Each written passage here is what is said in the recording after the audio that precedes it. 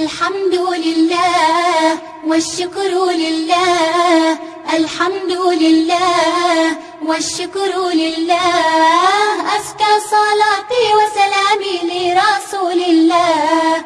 أزكى صلاتي وسلامي لرسول الله صلي وسلم الله على المعلم الله صلي وسلم الله على المعلم الله صلي وسلم الله على المعلم الله صلي وسلم.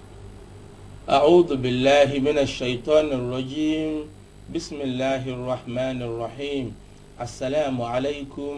ورحمة الله تعالى وبركاته. abẹ̀rẹ̀ pẹ̀lú orúkọ náà ọba kan ṣoṣo ọba àjọkẹ́ ayé ọba àsàkẹ́ ọ̀run. ohun tí ó máa jẹ́ àkórí ọ̀rọ̀ wa ní àkókò yìí òun náà ni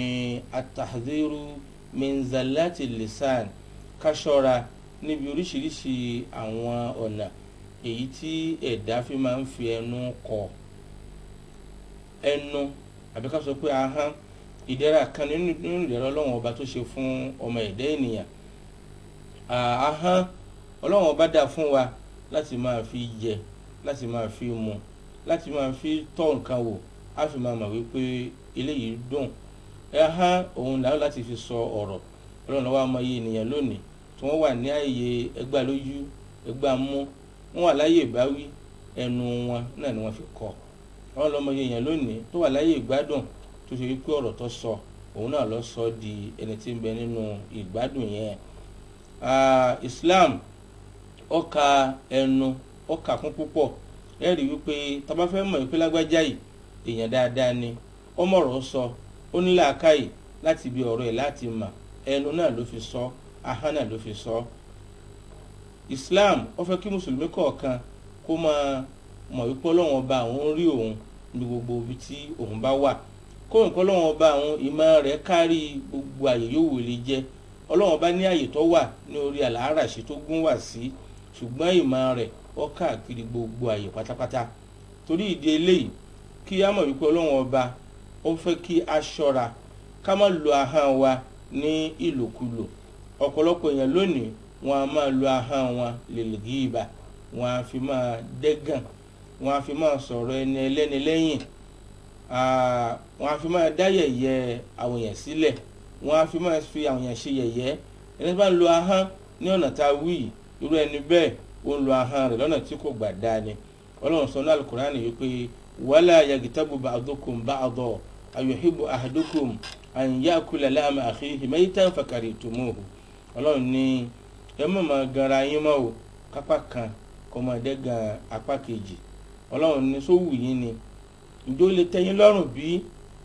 kí a wá sọ pé ẹ̀ ń jẹ ẹran ara yín ní ààyè. Ẹ̀rí kọ́kàn tí yín náà kọ́ òjíṣẹ́ ńlá Muhammad sallallahu alayhi wa sallam ń sọ fún wa wípé òun pé gbogbo ẹ̀yin ènìyàn tó ṣe wípé ẹ gbàgbọ́ pẹ̀lú ahọ́n, ṣùgbọ́n tí Islam ò tí ì wọnú ọkàn yín, ọ̀dọ̀wọ́ yín o, ẹ má máa pẹ̀gàn ara yín mọ́ o, ẹ má máa pẹ̀gàn mùsùlùmí ẹgbẹ́ yín mọ́ o, wala tattabi'u awratihim, kódà ẹ ṣọ́ra ẹ má máa tọpinpin kọ̀kọ̀ oníkálukú, ẹ fi kọ̀kọ̀ lẹ̀ fọlọ́run ọba. Ẹ̀yin ara yín níta bá ń rí nìkan nìkan ẹ fi dájọ́, ẹ fi kọ̀kọ̀ lẹ̀ fọlọ́run, ẹ má tọpinpin kọ̀kọ̀ ara yín. Fa innahu man ittaba'a awratihim, ẹni yóò tí bá ń tọpinpin kọ̀kọ̀ ẹlòmíì, tataba'a Allahu awratahu, Ọlọ́run bó tọpinpin kọ̀kọ̀ rẹ̀ ẹni bẹ́ẹ̀ níjọ́ al-qiyama. Irú ẹni bẹ́ẹ̀ wa man tataba'a Allahu awratahu, ẹni tó lọ́ máa tọpinpin rẹ̀ yufaddihu fi baytihi, rawahu Abu Dawud. Irú ẹni bẹ́ẹ̀ Ọlọ́run ọba yóò dojú tì nínú ilé rẹ̀ ni. Abu Dawud ló gba hadith yìí wá. Islam fẹ́ ká ṣọ́ra minan namima, níbi òfófó, ká ṣọ́ra ká má ṣe òfófó. Wọ́n lójíṣẹ́ ńlá Muhammad kọjá ńjọ́ kan níbi sàárè méjì. Ànábì wa sọ fún wa wípé ní àwọn méjèèjì tó ń bẹ nínú sàárè yìí la yu'adhaban, wọ́n fìyà jẹ wọ́n o. Wa ma yu'adhaban fi kabirin, nítorí ẹ̀ fìyà jẹ wọ́n kì í dẹ̀ ṣe ẹ̀ṣẹ̀ ńláńlá o. Amma ahaduhuma, ẹ̀rẹ́ ni àkọ́kọ́ nù wọn, la yastabri'u fi bawlihi aw min bawlihi, gbà yóò tìrú rẹ̀ bá tọ̀ kì í mọ́ra dáadáa níbi ìtọ̀. Ó yẹ ká fẹ́ yóò ń pa kí ìsẹ́yìn tẹ́ ẹ máa tọ̀ ní ìdúró àbí níbẹ̀rẹ̀ náà tó ṣe wípé ẹ máa jẹ́ kí tọ̀ ta sí yín la, ẹ má ṣe bẹ́ẹ̀. Bó bá ta sí yín la, ẹ yá rí pé ẹ fi omi ẹ fi wọ́n ọ̀kánkán ibi aṣọ yín tí ìtọ̀ ta sí. ẹ̀rẹ́ nìkejì ànábì ní tó ń torí ẹ̀ fìyà jẹ ni pé ó máa ń ṣe òfófó kó máa ti pé ọmọ wa jẹ́ olófófó ẹ ṣọ́ra kẹ́ máa dẹni ìyà. ànábì wa ṣe àdúrà ó wá mú igi tó tutù ó rì mọ́ sàárẹ̀ àmì méjèèjì pé lópin ìgbà tí igi yóò bá ti gbẹ ńṣe ni Ọlọ́run bó foríjì àwọn tá a wí yóò sì máa jẹ́ ìkẹ́ fún wọn. àwa tá a wà aládàbí ní àwùjọ wa lásìkò yìí tí tọ́ba dénú sàárè ìsàfẹ́kọ́ lòún fìyà jẹ wá bí ẹja jìnnà sófòfó nínú tí ìyá máa ń torí ẹjẹ́ yàn òun náà ni látara òfófó níbo sì lè kí la fi ń ṣe òfófó ẹ̀rì pé látara ẹnu wa náà ni. bákan náà kẹsìlọ́tò láàd kájìnà sí èpè ṣíṣẹ́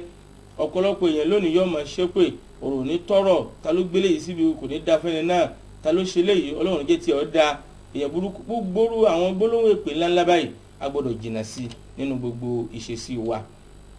tábàjẹ́ni tí wọ́n máa ṣépè ẹ rí i pé ní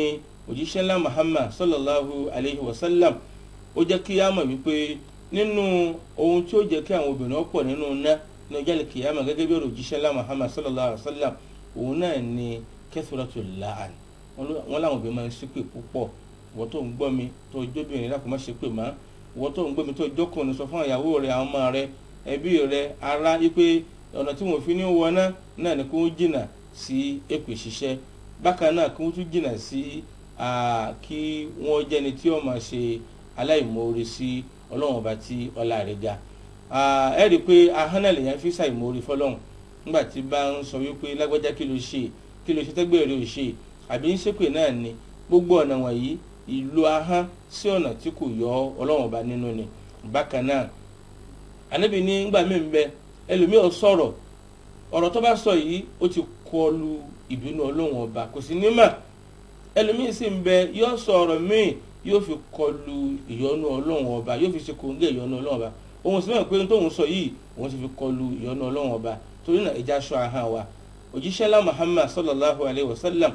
ó ní àkàkún àti ìkóléyà fún lílo ahọ́n torí ìdí eléyìí ló fi tọ́jú àwọn sàbí ẹ̀ tó fi rè wọ́n tó fi tọ́ wọn lórí wípé kí wọ́n mọ̀ ṣọ́ ahọ́n wọn gbogbo tó bá fẹ́ ṣe kí wọ́n rí pé ahọ́n wọn ò lò ní ìlòkulò.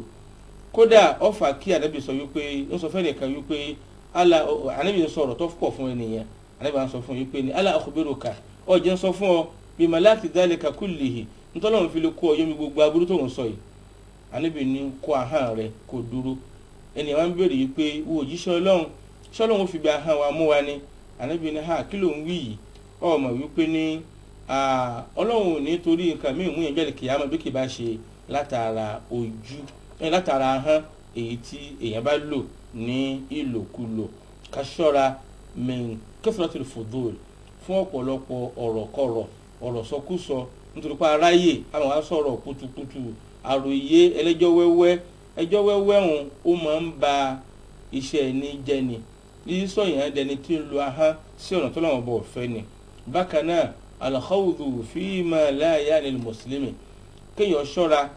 ọ̀rọ̀ tí ó bá kàn lọ́wọ́ kàn lẹ́sẹ̀ má wulẹ̀ dá sí kó dákẹ́ jẹ́ olóore fún ọ. bákan náà kéèyàn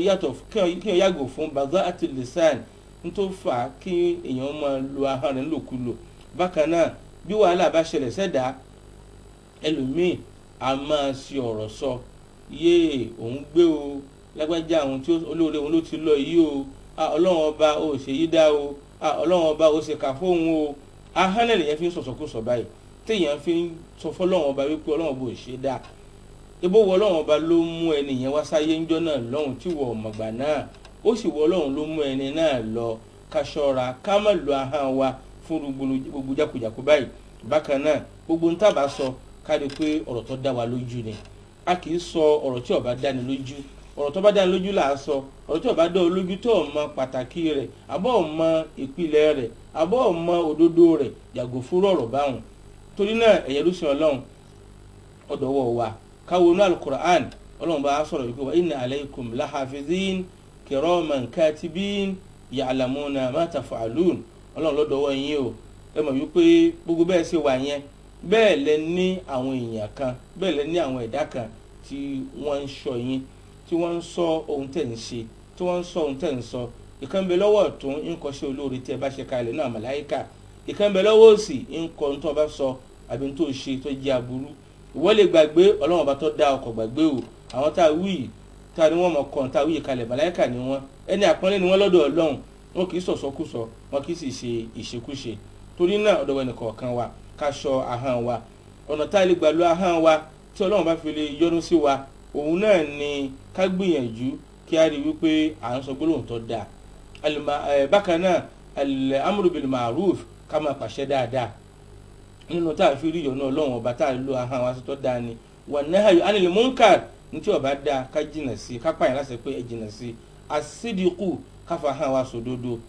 tilawatul Qur'an ká máa fa àwọn hakíyal Qur'an wa dhikrullahi ta'ala ká máa fa ahọ́n wa ká máa fi rántí ọlọ́run ọba ká máa fa ahọ́n wa ká máa fi ṣàtúnṣe láàrin àwọn ènìyàn ìjàlá ahọ́n wa lọ́nà tí àgbà fi rí ìyọ́nú ọlọ́run ká má lo ahọ́n wa lọ́nà tá àgbà fi rí ìbínú rẹ̀ ọlọ́run èyí tá gbọ́tà wí ọlọ́run yóò ṣe gbogbo wa ní àǹfààní subhana rabbika rabbil izzati amma yasifun wa salamun alal mursalin walhamdulillahi rabbil alamin. الحمد لله والشكر لله الحمد لله والشكر لله أزكى صلاتي وسلامي لرسول الله أزكى صلاتي وسلامي لرسول الله صلي وسلم الله على المعلم الله